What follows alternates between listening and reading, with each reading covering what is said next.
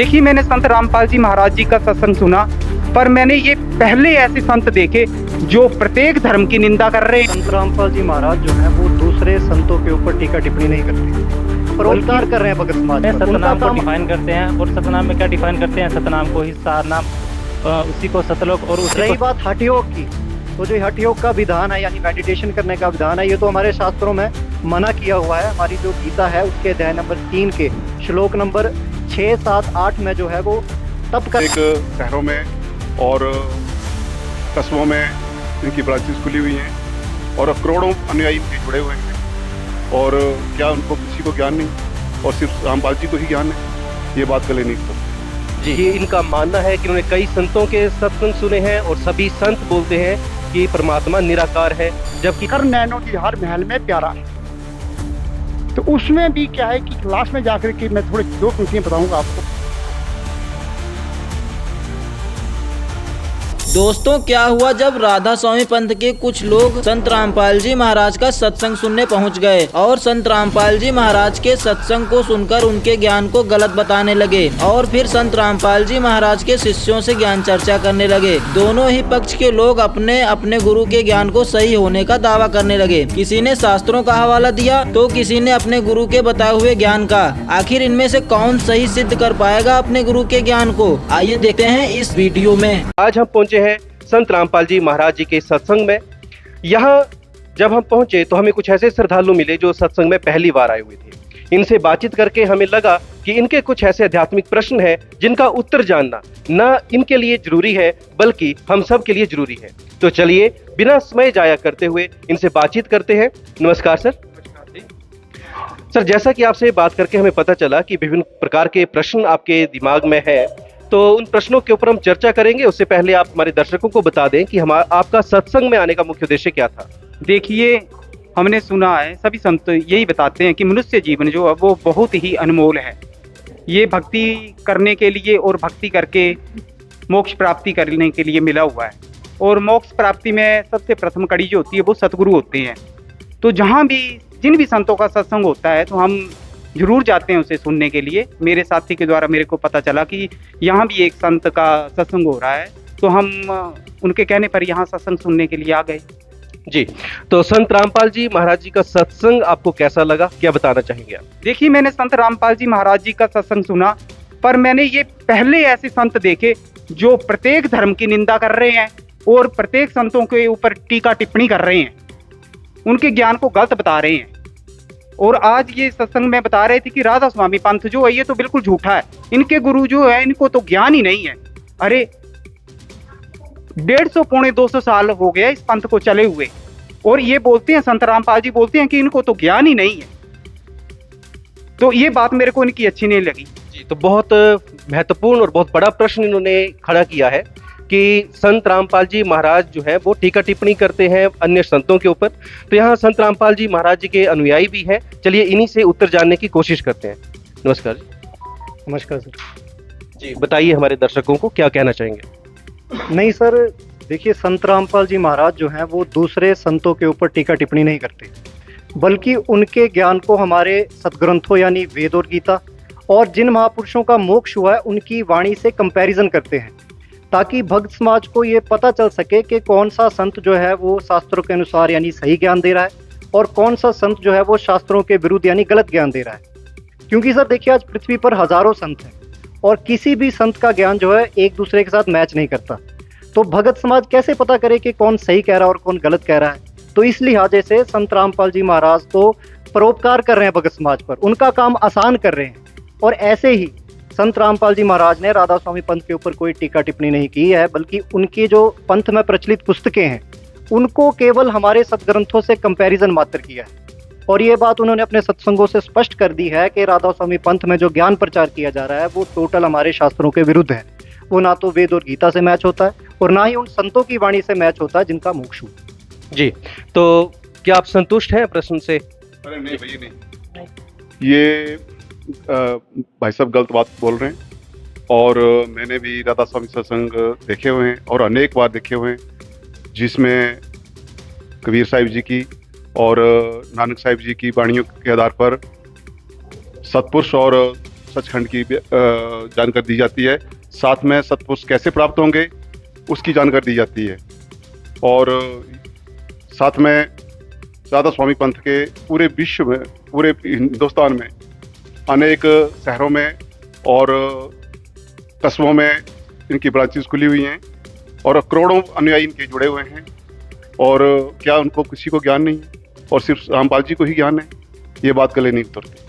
जी, तो इनका मानना है कि उनके करोड़ों अनुयायी हैं राधा स्वामी मत में, तो क्या उनमें से किसी को ज्ञान नहीं है? तो इसका उत्तर जानने की कोशिश करते हैं हम। नमस्कार जी। सर देखिए, राधा स्वामी पंथ में कबीर परमेश्वर जी और नानक जी, इनकी वाणी तो रेफरेंस में ली गई है, लेकिन आज तक उस वाणी में लिखा क्या है राधा स्वामी वाले समझ नहीं सके। क्योंकि सर ये वाणी जो है, इसका समझना जो है हर किसी के बस की बात नहीं। ये संतों के कोड वर्ड्स हैं और केवल तत्वदर्शी संत इस वाणी को समझ सकते हैं। जैसे मैं आपको एक छोटा सा एग्जाम्पल देता हूँ। कबीर साहब जी की एक वाणी है, कबीर गुरु से अधिक ना कोई ठहराई, मोक्ष पंथ ने गुरबिन पाई। यानी कि कबीर साहब स्पष्ट कर रहे हैं कि गुरु के बिना मोक्ष नहीं हो सकता। एक और वाणी है कबीर साहब की कि गर्भगेश्वर गुरु बिना लाग्या हर की सेव, कहे कबीर बैकुंठ से फेर दिया सुखदेव। इन दोनों कबीर साहब की वाणियों से स्पष्ट है कि बिना गुरु के ज्ञान नहीं हो सकता। हम वैकुंठ भी बिना गुरु के, यानी विष्णु लोक गुरु के बिना नहीं जा सकते, तो सतलोक तो बड़े दूर की बात है। लेकिन आपको ये जानकर बड़ी हैरानी होगी कि जो राधा स्वामी पंथ के प्रवर्तक थे शिवदयाल जी, उनका खुद का कोई गुरु नहीं था। और ये बात इन्हीं की पुस्तक जीवन चरित्र स्वामी जी महाराज के पृष्ठ नंबर 28 पे लिखी हुई है कि शिवदयाल जी का कोई गुरु नहीं था। तो मैं आपसे पूछना चाहता हूँ, मैं इनसे पूछना चाहता हूँ कि फिर राधा स्वामी पंथ वाले अगर कबीर साहब की वाणी को सत्य मानते हैं, तो फिर शिवदयाल जी का मोक्ष कैसे हुआ बिना गुरु के? तो इससे ये बात स्पष्ट है कि राधा स्वामी पंथ जो है, उसमें जो भी ज्ञान वो दे रहे हैं वो संतों की वाणी के आधार पर नहीं दे रहे हैं, और ये निगुरा पंथ है राधा स्वामी पंथ। जी सर ऐसी बात है, इन्होंने कहा था कि राधा स्वामी में सतलोक और सतपुरुष के बारे में बताते हैं। सर राधा स्वामी की जो पुस्तकें हैं, एक पुस्तक है सार वचन राधा स्वामी वार्तिक, उस पुस्तक में सतनाम को डिफाइन करते हैं। और सतनाम में क्या डिफाइन करते हैं? सतनाम को ही सार नाम, उसी को सतलोक और उसी को सतपुरुष करके डिफाइन करते हैं। मतलब सतनाम ही सब कुछ है। जबकि संत रामपाल जी महाराज बताते हैं कि जो सतनाम है, मोक्ष प्राप्त करने के चरण में एक 2 अक्षर का मंत्र है, और इसके अलावा भी भिन्न एक सार नाम है जो कि 3 अक्षर का एक मंत्र है, जिसको सभी सदग्रंथों से भी प्रमाणित करते हैं। संत रामपाल जी महाराज हमारे पवित्र शास्त्र जैसे गीता, उसमें अध्याय 17 के श्लोक 23 में एक मंत्र दिया है कि ओम तत्सत। इस 3 मंत्र का संत रामपाल जी महाराज बताते हैं, जो कि सांकेतिक है, जो कि सार नाम है। इसके अलावा भी पवित्र कुरान शरीफ है, उसमें भी अस-सूरा 42 की एक आयत है, आयत नंबर 2, उसमें भी ऐन सीन काफ करके इन सांकेतिक जो सार नाम है उसका जिक्र किया गया है। तो संत रामपाल जी महाराज अपने जो उपदेशी भगत है, उनको ये श्वास का मंत्र जो सतनाम और सार नाम दे करके मोक्ष प्राप्त कराते हैं। और इसको प्राप्त करने के बाद, सार नाम प्राप्त करने के बाद, जो साधक है वो सतलोक को प्राप्त होता है। सतलोक में वो सतपुरुष के दर्शन करता है। सतपुरुष जो वहाँ सतलोक में राजा के समान वहाँ पे विराजमान है, और वो कबीर साहब हैं। जी सर। जी, तो क्या आप इनके उत्तर से संतुष्ट हैं? ये अपने शास्त्रों का आधार दे करके। जी। अरे वाह, नहीं भैया नहीं है। ऐसा है भैया कि जैसे कि इन्होंने बताया है कि परमात्मा निराकार नहीं है और राजा के समान दर्शनीय है और तख्त पर विराजमान है। मैंने कई संतों के प्रवचन सुने हुए हैं, जैसे कि राधा स्वामी पंथ के, धन धन सतगुरुदेव अपना शिक्षा वालों के, और साई बंदगी जम्मू राजड़ी वालों के, और निरंकार पंथ के, और साथ में संत अपने जितने भी संत हुए हैं और भी संत हैं उनके मैंने अनेक संतों के प्रवचन सुने हुए हैं, जिसमें सब संतों का एक ही मत है कि परमात्मा निराकार है और मोक्ष प्राप्त प्राणी की आत्मा जो है वो उस निराकार परमात्मा में जैसे विलीन होती, जैसे समुद्र में बूंद मिल जाती है। और यहाँ संत रामपाल जी अपनी एक अलग ही थ्योरी बता रहे हैं कि परमात्मा निराकार है, राजा के समान दर्शनीय है और उसके शासन पे विराजमान है। और साथ में कबीर साहब को सतपुरुष की संज्ञा दी गई है कबीर साहब तो एक खुद भक्त थे और खुद संत थे, ये बात हमारे गले नहीं उतरती। जी, तो दर्शकों, ये इनका मानना है कि इन्होंने कई संतों के सत्संग सुने हैं और सभी संत बोलते हैं कि परमात्मा निराकार है, जबकि संत रामपाल जी महाराज जी के शिष्य बोल रहे हैं कि परमात्मा जो है वो साकार है और कबीर साहिब ही परमात्मा है, ये इनका मानना है। तो चलिए, इनको जो इन्होंने अभी प्रश्न खड़े किए हैं कि इन्होंने सभी संतों के सत्संग में सिर्फ निराकार परमात्मा का ही वर्णन सुना है, तो इसके विषय में क्या कहना चाहेंगे सर? सर, ऐसा बात है कि जो परमात्मा है वो साकार ही है। संत रामपाल जी महाराज अपनी तरफ से कुछ नहीं कहते, वो सभी पवित्र धर्म की सदग्रंथों से प्रमाणित करके बताते हैं। जैसे संत रामपाल जी महाराज ने पवित्र वेदों में से यजुर्वेद है, उसका अध्याय 5 के मंत्र 1 में वहाँ पे 2 बार प्रमाण है कि उस परमात्मा का शरीर है। इसके अलावा भी ऋग्वेद है, उसके मंडल नंबर 9 सूक्त 82 के मंत्र 1 और 2 में प्रमाण है कि वो परमात्मा सतलोक में सिंहासन पर राजा के समान दर्शनीय है और अच्छी आत्माओं को आकर के मिलता है, उपदेश करने के लिए, ज्ञान उपदेश करने के लिए उनको मिलता है, और वह कबीर देव हैं, कबीर साहब हैं। इसी तर्ज पर जो कबीर साहब हैं हर युग में आते हैं, इस कलयुग में भी आए थे, और जब काशी में आए थे तो नानक देव जी हैं, संत गुरु नानक देव जी जो सिख धर्म के प्रवर्तक हैं, उनको बेई नदी में आकर के मिले और उनकी आत्मा को वहाँ से सतलोक लेकर के गए, और उन्होंने वहाँ सतलोक का जब नज़ारा देखा, सतपुरुष की वहाँ पे शोभा देखी, कबीर साहब को देखा, तो उन्होंने अपनी वाणी में भी इसका जिक्र किया है, जो कि ग्रंथ साहिब में, गुरु ग्रंथ साहिब जो है उसकी 24 नंबर की वाणी में अंकित है कि फाई सुरत मलुक की वेश ए ठगवाड़ा ठगी देश खरा से आना बहुता बार, ये धानक रूप रहा करतार। धानक, वो जो कबीर जुलाहा 600-650 वर्ष पूर्व काशी में धानक की भूमिका करके गए, वो करतार है, वो भगवान है सर। ये प्रमाणित संत रामपाल जी महाराज ने हमारे सदग्रंथों से किया है। तो दर्शकों, ये अपने शास्त्रों का रेफरेंस देकर के कह रहे हैं कि जो परमात्मा है वो साकार है और अपने तख्त पर विराजमान है। जी, आप क्या कहना चाहेंगे? सर, जैसे इन्होंने कहा कि वो सतपुरुष यानी कबीर साहब जो अच्छी आत्माओं को आके मिलते हैं, तो उसी तर्ज पे कबीर साहब जो थे वो धर्मदास जी को भी मिले हैं, बांधवगढ़ वाले जो धर्मदास हुए हैं।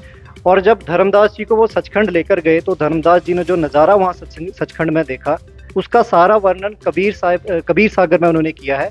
ज्ञान प्रकाश नामक चैप्टर है कबीर सागर में, 498 नंबर पृष्ठ पे। तो उसमें सतलोक में जो उन्होंने नज़ारा देखा उसका वर्णन करते वो बताते हैं धर्मदास जी कि वहाँ पे जो उन्होंने आत्माएं देखी वो निराकार नहीं थी, बल्कि वो उनका हमारी तरह शरीर था। उन्होंने वस्त्र पहन रखे थे, उन्होंने मालाएं पहन रखी थी, उन्होंने आपस में बातचीत की। तो इससे ये सिद्ध हो जाता है कि ये जो कॉन्सेप्ट ये इन पंथों में चला हुआ है कि मोक्ष प्राप्त प्राणी जो है वो निराकार परमात्मा में ऐसे विलीन हो जाता है जैसे बूंद समुद्र में, ये तो कॉन्सेप्ट ही गलत हो जाता है। और उसी प्रकरण में लास्ट में धर्मदास जी बताते हैं कि पुरुष कबीर देखिया एक भाई, धर्मदास पुन रहे ले जाई। इस वाणी से स्पष्ट है कि धर्मदास जी ने भी वहाँ पे जो सतपुरुष हैं उनको जो देखा, तो वो उन्होंने देखा कि कबीर साहिब भी सतपुरुष हैं।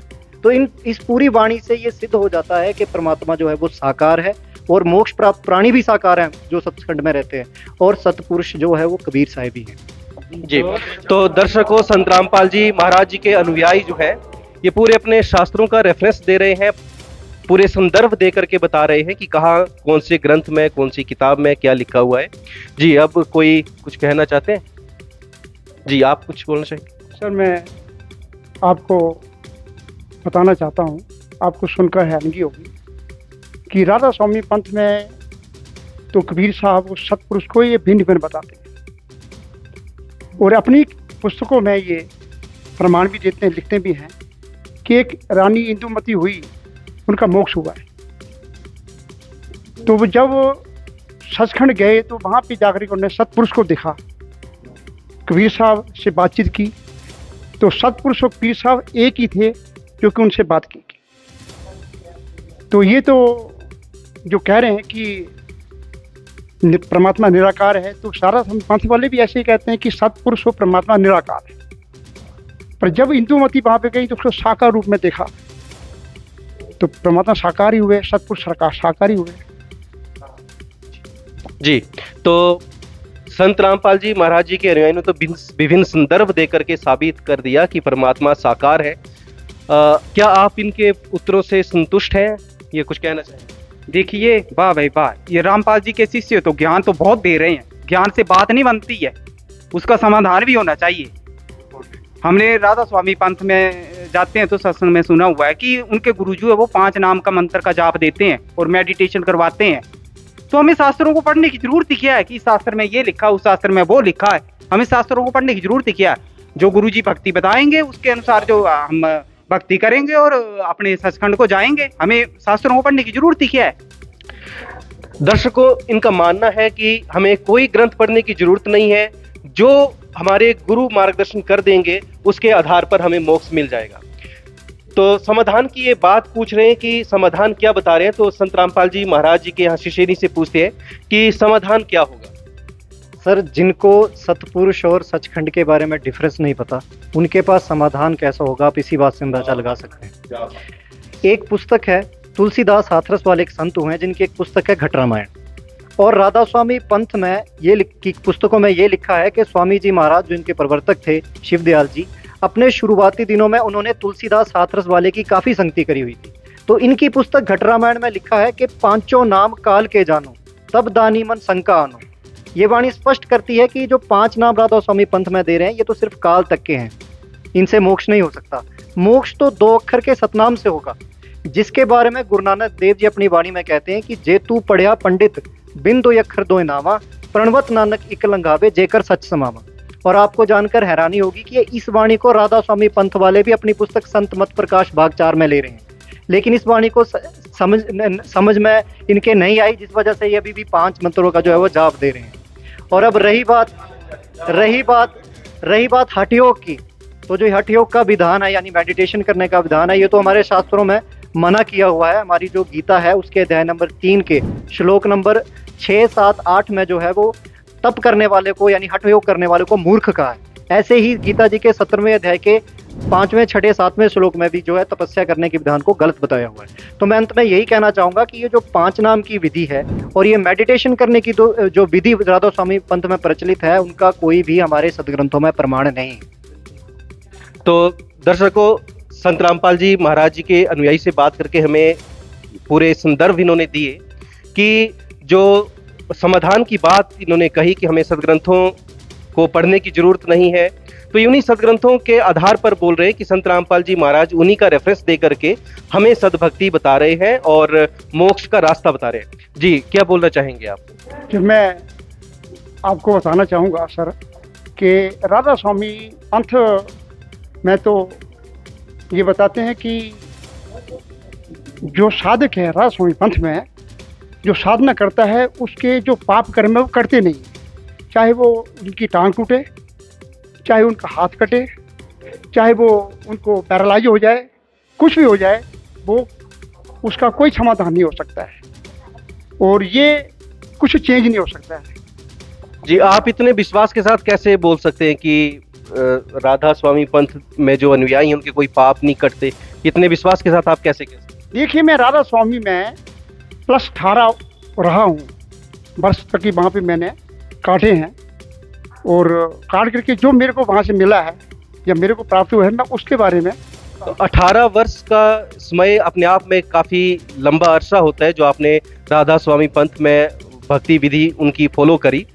तो कृपया आगे आकर के हमारे दर्शकों को अपना अनुभव जो है वो विस्तार से साझा करें कि आपका क्या अनुभव रहा और किस तरह से आप इनको जो हमारे यहाँ पर श्रद्धालु आए हुए हैं इनको कैसे संतुष्ट करेंगे कि किस तरह का समाधान वहाँ पर दे रहे हैं और संत रामपाल जी महाराज जी ने आपको क्या समाधान दिया। तो कृपया विस्तार से हमारे दर्शकों को इसके बारे में जानकारी दें।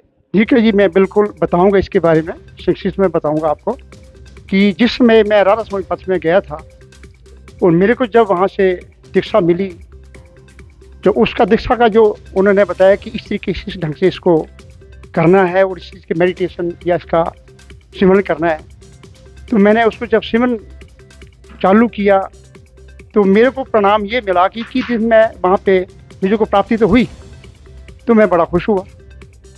जैसे कि घंटियाँ बजना चालू हो गई तो बड़ा खुश हुआ कि नहीं, भक्ति तो अच्छी है। अब उसके बाद जो है ना, मैं जब हुआ तो मैंने देखा कि उससे बातचीत की मैंने अपने बाकी सेवादारों से, तो उन्होंने बोला कि आपका तो काम बन गया। तो मैं भक्ति को और बढ़ा दिया और मैं जब जोरों शोरों से उस भक्ति को करने लगा तो मेरे को कुछ और भी उपलब्धि हुई है। जब वो उपलब्धि हुई तो जैसे शंख बजना, मृदंग बजना, वो ऊपर जाके बीना बजना, इस तरीके से जो है ना हमारे को गर्जना होनी है, इस तरीके से प्राप्त हुआ। तो मैं बड़ा खुश हुआ फिर भी, यानी कि नहीं, मेरे को सब कुछ मिल गया। अब मैं चलता गया, चलते चलते जब मैं 19 साल व्यतीत हो गए यहाँ पे, तो मैं उस समय जो सेवा थी मेरी, वो जो यहाँ पे राधा स्वामी के प्रवक्ता हैं अपने बाबा गंदर सिंह ढिल्लों, उनकी जो कोठी है, मैं वहाँ पे सेवा मेरे को मिली। उनके नंबर 1 गेट में मैं एक सिक्योरिटी के तौर पे खड़ा होता था और वहाँ पे सिक्योरिटी किया करता था। तो ऐसा था कि कुछ एक ऐसी समस्या थी कि जब मैं लोगों को देखता था और बाकी को देखता था, तो मैं देखता कि इनको प्रॉब्लम क्यों आ रही है। इसलिए आ रही होगी कि ये शायद भक्ति नहीं करते होंगे अच्छे सही ढंग से, क्योंकि मैं अपनी भक्ति को संतुष्ट था और मैं फिर चल रहा था। ये नहीं पता था कि किस चीज़ का मेरे लाभ हो रहा है, कहाँ से लाभ मिल रहा है, अभी मैं जानता नहीं था। तो मैं हैरान था इसके बारे में कि मैं बिल्कुल ठीक हूँ, चल रहा हूँ, और ये कई जो है कोई टांग से लंगड़े हैं, कोई कुछ है, तो ये शायद भक्ति कम करते होंगे। परंतु ये तो सब चल रहा था। पर जब 19 साल में वहाँ पे 18 साल काटे हैं, उसके बाद जब मेरे को खुद प्रॉब्लम हुई है, तो मेरी टांगें बैठ गई, सूजने होगी, और ये टांगें सूज गई मेरी। तो मेरे को चलना फिरना बैठना उठना सब मुश्किल हो गया, वो चलना पड़ा। जब मुश्किल हो गया तो मैं अपने आप को सोचा कि ये क्या हुआ मेरे साथ, जबकि मैं इतनी भक्ति करने के बाद, इतनी उपलब्धि होने के बाद, तब भी मेरे को जो प्रॉब्लम आने शुरू होगी। तो मैंने सोचा कि भक्ति कैसी होगी।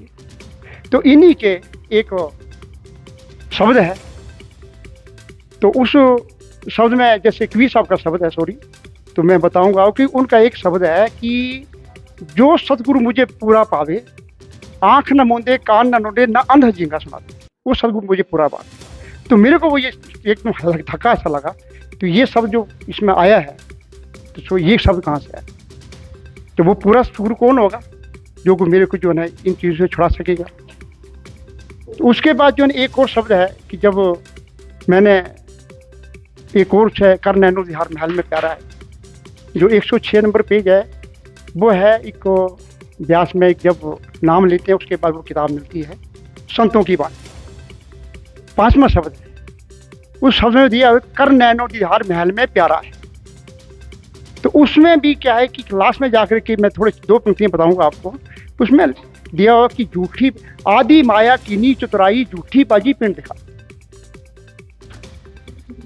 तो ये जो शब्द मैंने देखा तो उसमें लिखा है कि अंड पंड से पार जो देश हमारा है।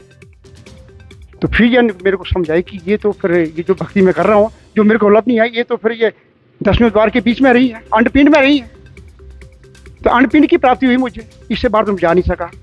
तो इसलिए जब मैं यहाँ पे आया हूँ, तो मुझे जब ये प्राप्ति हुई है, तो मैं एक मोबाइल है उसमें जब देखा तो संत रामपाल का शिक्षी रत्ना भागवन जब आया, तो मैंने किस संत की बात कर रहे हैं आप? संत रामपाल महाराज जी, जब उनका जो सत्संग आया तो उसमें आया था शिक्षी रत्ना भागवन। तो जब मैंने उस शिक्षी रत्ना भागवन सुना, तो साइड में एक किताब थी मेरे की, जो कि मैंने फिरोजपुर से मंगाई थी, अनुराग सागर, उसमें भी शिक्षी रत्ना थी।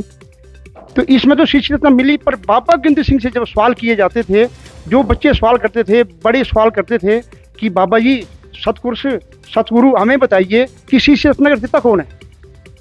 तो बाबा जी कहते थे कि भाई आप मेडिटेशन करो, सिमरन भजन करो, तो खुद पता लग जाऊगा। ये उन्होंने जवाब सीगे।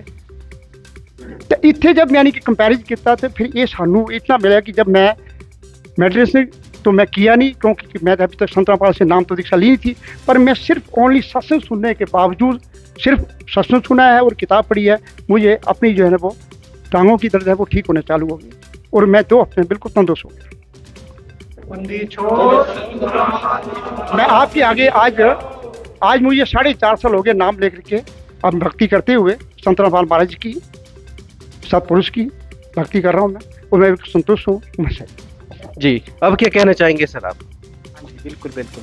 देखिए, संत रामपाल जी महाराज जी के शिष्यों ने जो हमें आपके द्वारा जो इनसे डिबेट हुई है, उससे तो मैंने तो संत रामपाल जी महाराज जी जैसे सत्संग सुना, तो मैंने तो गलती धारणा बना ली थी, ये संत सभी की निंदा कर रहे हैं। पर जैसे ही इनके भक्तों के द्वारा जो प्रमाण दिए गए हमारे सदग्रंथों से, उससे तो मैं बहुत प्रभावित हुआ हूँ। अब मेरी संत रामपाल जी महाराज जी के ज्ञान के जानने के बारे में और जिज्ञासा बढ़ गई है। तो ये संत रामपाल जी महाराज जी के शिष्यों के द्वारा जो पुस्तक प्रदर्शनी लगाई गई है, तो मैं यहाँ से इनकी पुस्तकें भी ले जाऊँगा और या सत्संग है वो भी लेकर जाऊँगा और इनका अच्छी तरह स्टडी करके आगे भक्ति मार्ग में बढ़ने का प्रयास करूँगा। सही मतलब जो आध्यात्मिक सामग्री है उसको ले जाके उसका अध्ययन करने के बाद और आगे की अब व्यवस्था। दोस्तों, जैसा कि आपने देखा इस वीडियो में कैसे संत रामपाल जी महाराज के अनुयायियों ने सदग्रंथों को दिखाकर यह प्रमाणित किया कि संत रामपाल जी महाराज जी का ज्ञान वाकई में सही है। संत रामपाल जी महाराज जी के ज्ञान को और अधिक जानने के लिए आप संत रामपाल जी महाराज YouTube चैनल पर विजिट करें।